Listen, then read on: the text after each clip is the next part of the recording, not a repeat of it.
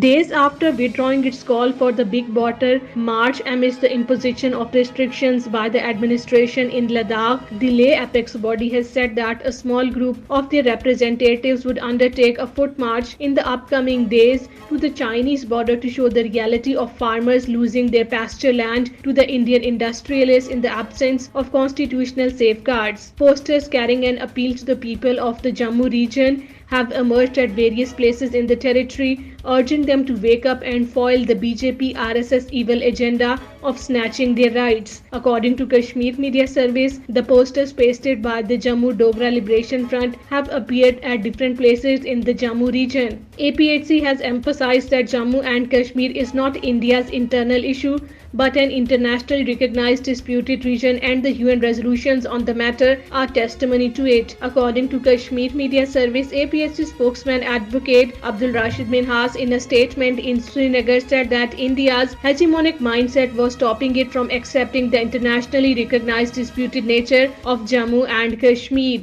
After failing to suppress the Kashmiris' voice for right to self-determination through the use of brute force, the Indian Army is now employing new tactics to deter the people in occupied Kashmir from pursuing the freedom cause. According to Kashmir Media Service, in this connection, the Indian Army and the paramilitary forces are hosting sports, musical, cultural events, medical and other events and programs in different areas of the occupied Kashmir. Ireland-based human rights organizations, the Frontline Defenders, has raised concerns regarding the silencing and oppression faced by the human rights defenders and journalists in occupied Kashmir, especially since Modi regime illegally abrogated the territory's special status. According to Kashmir Media Service, highlighting the continued detention of the Kashmiri journalist Sajjad Gul, the Frontline Defenders in a statement posted on its website said that despite the occupied Kashmir's High Court order in November 2023 to quash the PSA charges against him, he remains incarcerated far from his family home. The Congress chapter in occupied Kashmir has lashed out at the BJP-led Indian government for snatching the rights of the people in the territory. According to Kashmir Media Service,